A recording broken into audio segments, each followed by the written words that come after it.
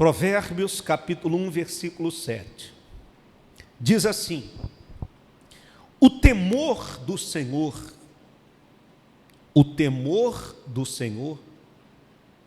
é o princípio do conhecimento, mas os insensatos desprezam a sabedoria e o quê?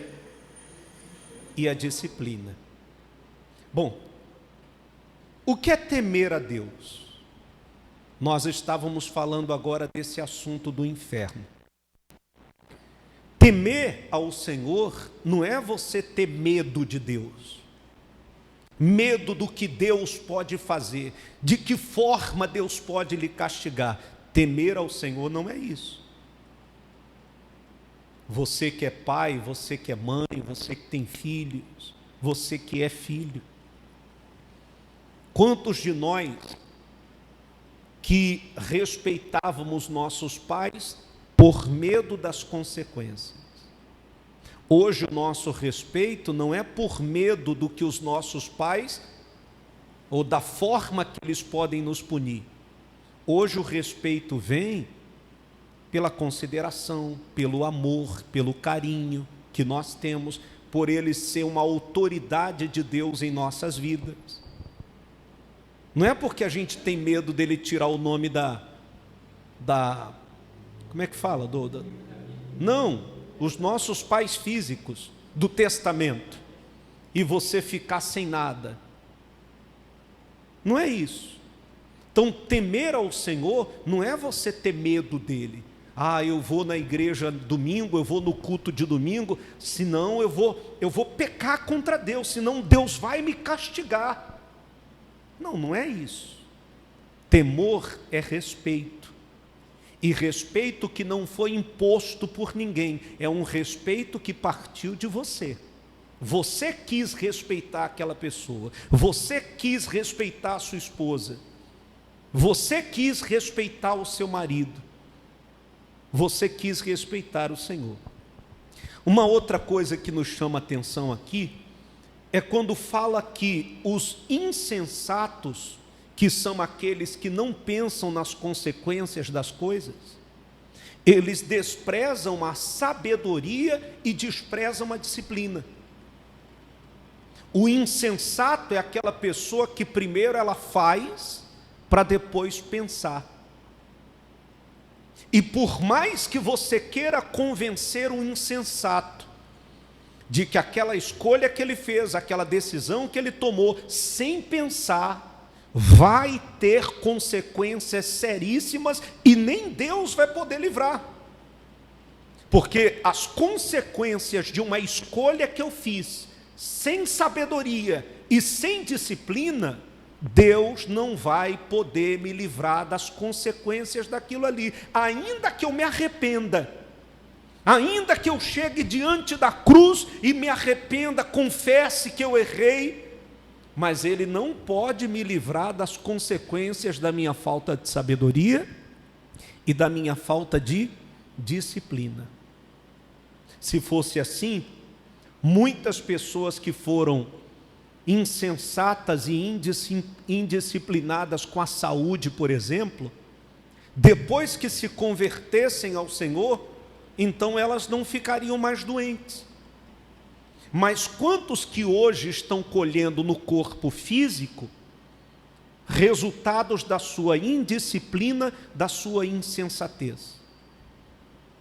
Lá de trás, de anos atrás, pessoas que, por exemplo, fumaram a vida inteira, deixou de fumar, mas algumas delas sofrem com as consequências do cigarro, do fumo até hoje.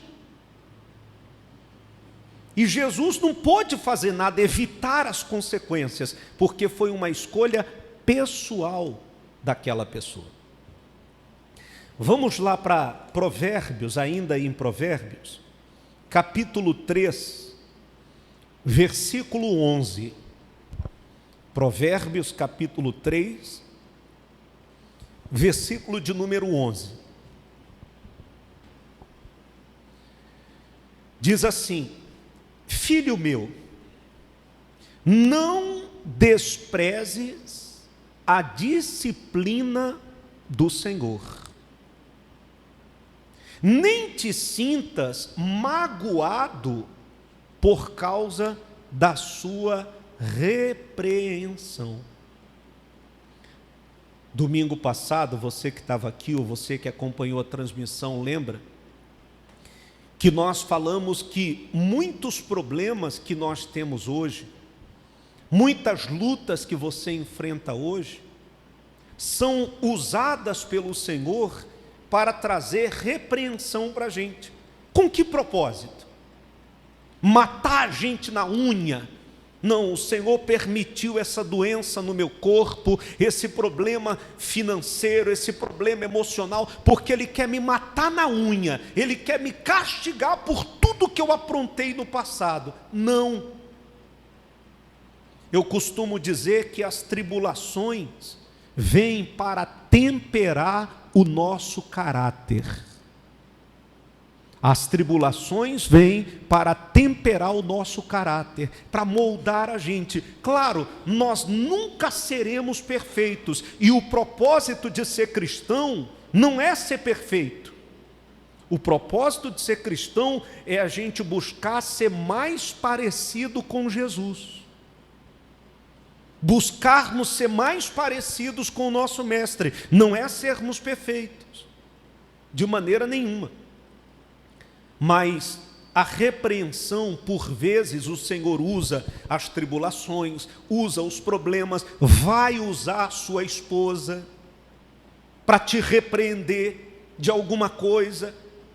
E não é porque quer o seu mal, porque quer mandar na sua vida, porque quer colocar rédeas em você. Não, não. É para o teu bem. É para fazer de você uma pessoa disciplinada, para evitar o pior lá na frente. E também Deus pode usar o teu marido para te repreender. Em amor, sem ignorância, mas Deus pode usar o teu marido para te repreender de uma atitude, de um comportamento, de uma palavra que você falou. Deus pode usar seu filho, pode usar seu neto, pode usar o avô. Deus pode usar você para me repreender. Deus pode usar a sua boca para me repreender. E se um dia isso acontecer, de você chegar para mim e trazer uma repreensão em amor: olha, pastor James, eu acho que o senhor fez isso aqui, olha, isso aqui não é legal. Você pode ter certeza absoluta que eu vou abaixar a cabeça, vou ouvir o que você falou, vou filtrar o que você falou e vou colocar em prática. Então Deus pode usar você para me repreender. Quem aqui, por exemplo, nunca foi repreendido por uma pessoa que nem cristã era? Nem cristã era. Talvez era uma pessoa espírita, era uma pessoa kardecista, era até um bandista. E Deus usou o bandista para te repreender. Olha só. Eu tive uma experiência muito bacana esses dias, que eu vou compartilhar com vocês. Nós tínhamos marcado para fazer o evento das mulheres que fizemos ontem. Hoje eu vou postar o vídeo. Foi muito legal. Faltou até mão de obra, porque tinha gente que queria serviço e faltou mão de obra. Mas foi muito bacana, mesmo com aquele temporal que caiu de manhã. Mas a gente só arredou o pé de lá quando a última pessoa foi atendida e deu tudo certo. Nós tínhamos combinado para fazer num determinado lugar. Eu ia pagar um valor pelo espaço. Aí, do nada, aconteceu uma situação do nada. Uma pessoa que a gente já conhece, veio na GV, acho que 2 ou 3 vezes, né, dona Neuza? Que a Janaína veio? Umas 2 ou 3 vezes. Uma pessoa que não é evangélica, não é da GV, ela é católica e também frequenta a Umbanda. Mas olha, Que experiência maravilhosa. Porque ela falou assim: pastor Jamison, está aqui, ó, a garagem da minha casa à sua disposição. Vou deixar tudo limpinho, as mesas forradas, tudo organizado, pode usar a hora que vocês quiserem. Eu e a minha família temos muito amor por vocês, muita consideração por vocês, pela GV.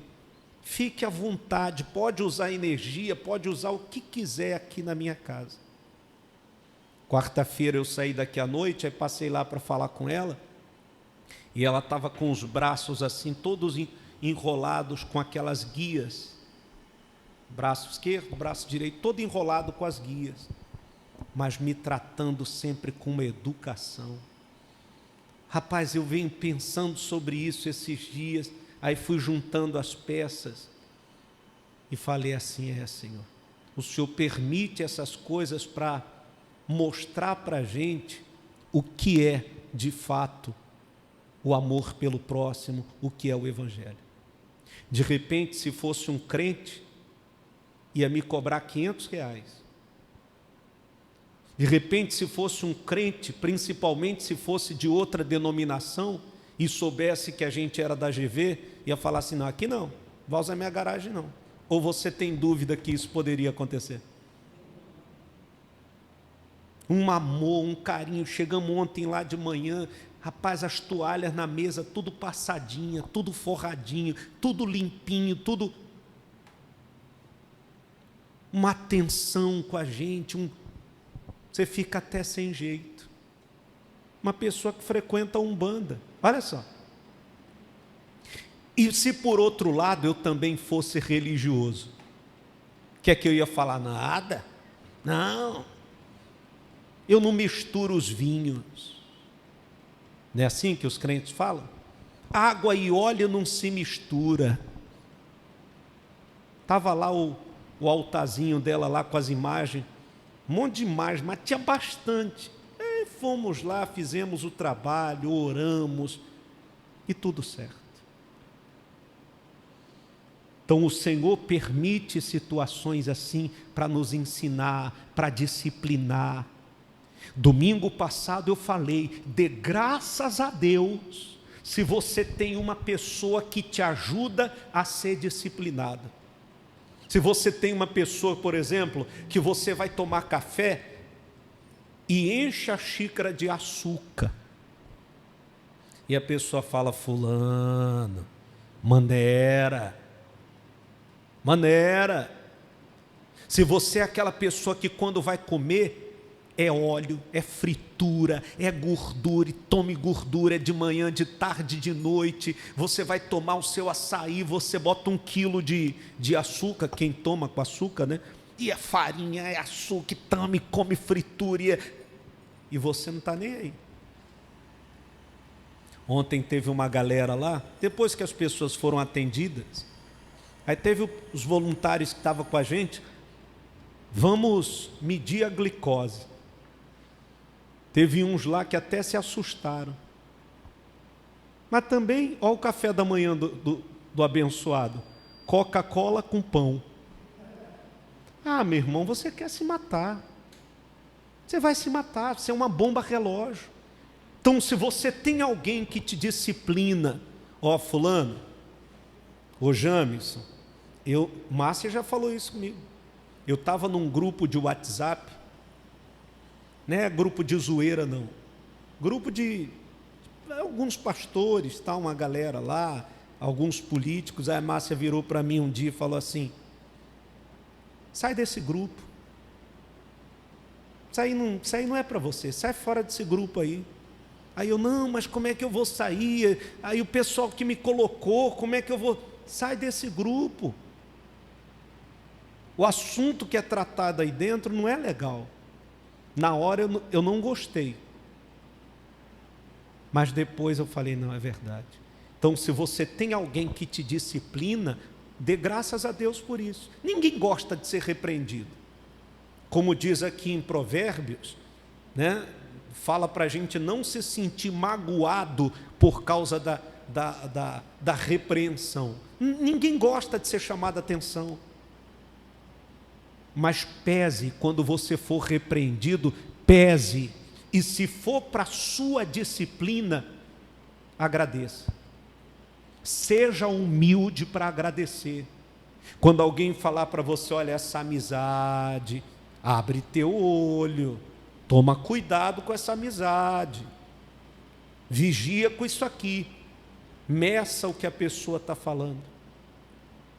Pode ser que o Senhor esteja usando a boca dela para te repreender, para evitar uma dor de cabeça lá na frente.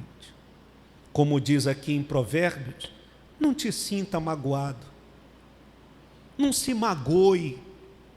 Se algum dia eu falar, por exemplo, uma palavra, já devo ter falado, que na hora você bateu no teu peito e doeu.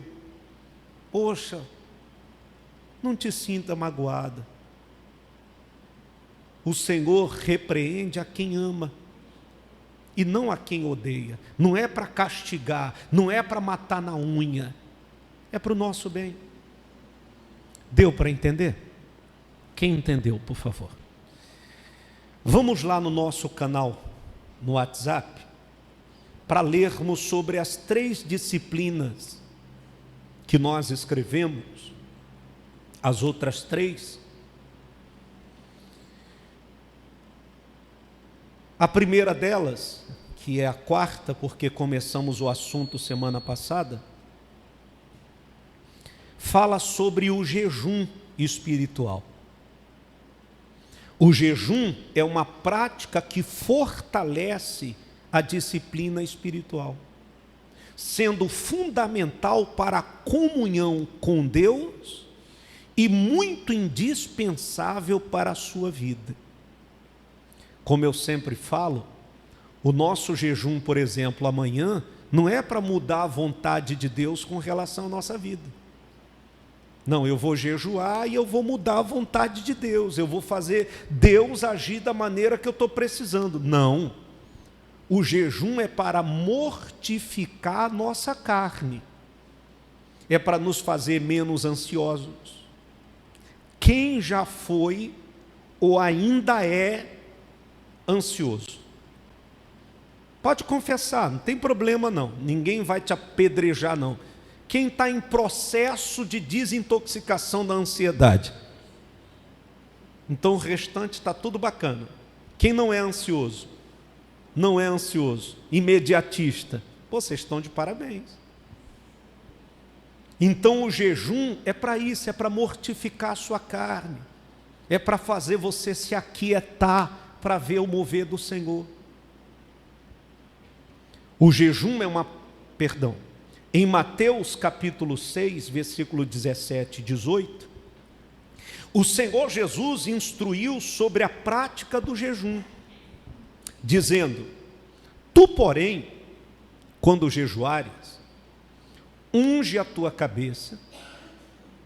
Só um detalhe importante, que quando Jesus falou sobre esse jejum, ele estava falando para judeus.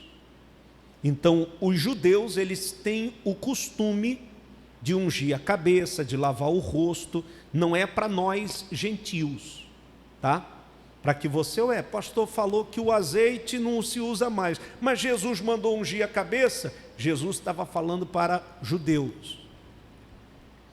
O Senhor Jesus instruiu, tu, porém, quando jejuares, unge a tua cabeça e lava o teu rosto, para não pareceres aos homens que jejuas, mas a teu Pai, que está em secreto, e teu Pai que vê em secreto, te recompensará publicamente. Então, qual foi a instrução que Jesus quis dar aqui? Quando você for jejuar, não faz jejum para mostrar para os outros que você está jejuando, que a gente vê muito desse espetáculo no meio gospel. Tem sujeito que quando está jejuando parece que está desnutrido, parece que veio da Etiópia, fica para baixo, murcho. Aí tem gente que fica mal-humorada. Eu trabalhei com um pastor que ele falava assim, ele chegava de manhã de óculos escuros, com a maleta, aquela maletinha 007, aí quando a gente dava bom dia, se o dia for bom eu respondo mais tarde, aí todo mundo falava, ele está em jejum, porque o cara ficava grosso, mal-humorado. Então, quando Jesus falou sobre o jejum aqui, ele não estava falando, o que ele estava falando é que para que quando você jejuar, você não deixe isso acontecer, mostre que você está sofrendo por causa do jejum. Quando eu, por exemplo, não tomo meu cafezinho, logo o meu semblante dá uma murchada, que o café dá uma animada na gente, não dá? Dá ou não dá? Cafeína faz você... Então não é para você ficar com comiseração, estou em jejum, ai, como eu estou com fome, a cara toda murcha, sabe, parece que está doente, não é isso. Não é para você transparecer para os outros, é para você mostrar para Deus que você está jejuando. Não é para você fazer espetáculo como alguns. A esposa está jejuando pelo marido, estou jejuando por você, hein? Deus vai fazer a obra na tua vida. A mãe está jejuando pelo filho, eu estou jejuando por você, hein? Para ver se você se converte. Não, você quer fazer espetáculo com o seu jejum. Quem vai te honrar publicamente é o Senhor e não você mesmo. Então amanhã eu te encorajo a jejuar. Você, não vou nem perguntar quanto tempo tem que ser no jejum. Detalhe, jejum não é passar fome não, porque tem gente que pula a refeição e fala, não, já jejuei. Não, você não jejuou, você pulou uma refeição, você ficou sem comer. Jejum você tem que abrir com uma oração, focado no propósito do jejum, e quando encerrar com oração, não é ficar sem comer não. Não, eu vim para a igreja, nem deu tempo de tomar café hoje, já fiz meu jejum. Não, você veio sem tomar café, você não veio em jejum. A outra disciplina é a comunhão regular. A comunhão com outros cristãos é vital para a nossa fé. Embora há quem ignore a importância de ir em alguma igreja ou comunidade cristã. É o que eu falava, acho que quarta-feira ou domingo, acho que foi quarta, sobre os radicais. Tem gente que ela é muito radical, rapaz. A graça alcançou ela, as verdades da graça alcançou ela, e ela agora passou a ser uma mulher radical, um homem radical. Não, agora é assim, eu descobri a verdade, eu não preciso de igreja, eu não preciso de ninguém, eu não preciso... Gente, a vida é assim, nós sempre vamos precisar uns. Nunca diga que você não precisa de ninguém. Sozinho, você não consegue ser nada na vida. Nada. Então a gente precisa congregar sim. Eu busco a Deus em casa, eu oro a Deus em casa. Mas, sinceramente, é a mesma coisa? Pelo menos na minha casa não é. Vocês que acompanham a oração 18 horas, vocês já viram que tem dia que eu estou orando, aí o Max late, meu cachorro. E ele fica calado o tempo todo, só late na hora da oração. Os crentes diriam que é o demônio, mas é que ele é sapeca mesmo, o velho sapeca é aquele cachorro. Ontem eu estava gravando, no finalzinho do vídeo ele começou a latir. Aí eu fui e voltei, Max, não atrapalha, Max, pelo amor de Deus, deixa eu gravar esse negócio. Aí botei no vídeo de novo, aí ele tem uma namorada, que é uma cachorrinha de pelúcia, a namorada dele, de anos, é fiel a ela. Aí eu tô lá, ele começa a puxar, ele puxa ela pela orelha, pega a cachorra de pelúcia, aí vem para perto de mim e me atrapalha, fala, rapaz, sai daqui. Então em casa não é a mesma coisa. E quem tem filho, aí tem o WhatsApp. Vocês já viram que tem hora que eu estou orando, aí algum abençoado liga na hora da oração? O telefone está conectado no Bluetooth. Não é a mesma coisa. A gente precisa dessa ligação, dessa conexão. Você precisa ser abraçado, você precisa de alguém olhando no teu olho para falar do Evangelho. Então não diga que você não precisa. De um lugar saudável que fale de Jesus e do Evangelho, você precisa. Seja na GV, seja em qualquer outro lugar saudável, você precisa sim. Não seja radical. Eu não dou mais dízimo, não dou mais oferta, eu não ajudo mais com nada. Isso é radicalismo. Cristão não pode ser assim. O cristão, ele é equilibrado.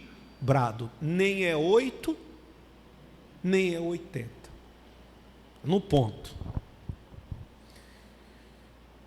Mas em Hebreus 10, 25, exorta dizendo: não deixando a nossa congregação, como é costume de alguns, antes, admoestando-nos uns aos outros, e tanto mais, quanto vedes que se vai aproximando aquele dia. Quer dizer, o dia é o que nós cantamos no louvor, né? Ele voltará. Está voltando. Então, quanto mais se aproxima o dia, mais importante é a gente ter essa conexão. Eu sei que tem trabalho, eu sei que tem a correria, eu sei que tem... Mas sempre que você puder, é importante você estar no culto presencial. Deixa eu te falar uma coisa, não é uma regra. Por favor, nós não temos regras. É uma disciplina que o Senhor está querendo que você tenha. Então é importante. Hoje nós não somos mais fanáticos. Quem aqui de vocês pode dizer que você vive a semana toda na igreja? Não tem fanatismo mais, mas também não pode ter radicalismo. A gente tem que ser equilibrado. Eu sempre motivo vocês, olha, pega um domingo do mês, vai na praia com a família, ou não falo isso? Falo ou não falo? E geralmente eu já até sei qual é o domingo. E não tem problema, se eu chegar aqui e tiver só eu, Márcia, Dona Neuza, pai, mãe, que são os meus anciãos, que eu oro direto, não deixa a virose pegar eles, Senhor. Não deixa, guarda meus velhinhos, Senhor. Tem problema. Você foi para a praia com a família, foi para a piscina, bacana, legal. Você só não pode ser radical. Eu vou curtir, fiquei muito tempo dentro de uma igreja, agora eu vou curtir a vida. Eu também fiquei. Não tinha férias, não tinha folga, não viajava. Para descansar, viajava para trabalhar. Mas para descansar, não tinha. Vivi a minha vida inteira, a infância, adolescência, a fase adulta e já entrando na fase da velhice, né? Depois dos 40 não tem para onde correr, dentro da igreja. E nem por isso eu sou radical. Quero droga de igreja, não. Agora eu vou gozar a vida.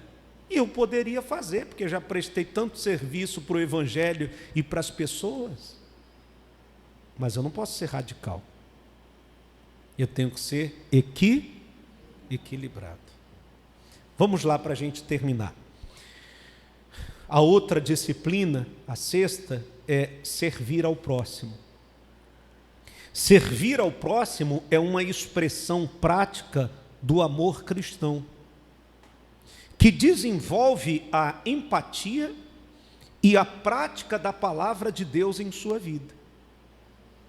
E não dá para entender uma pessoa dizer que é cristã e não fazer nada pelo próximo. E tem gente que não faz nada, literalmente nada. Não leva uma cesta básica para ninguém, não ajuda com um remédio para ninguém, não faz nada pelo próximo, nada. Nem orar pelo próximo ora. Que o próximo se dane. Eu ouvi isso da boca de um rapaz que foi pastor comigo. Ele radicalizou, falou para mim assim: olha, pastor James, é o seguinte, eu pensei tanto nos outros que eu esqueci de mim, agora que se dane os outros, eu estou pensando na minha vida.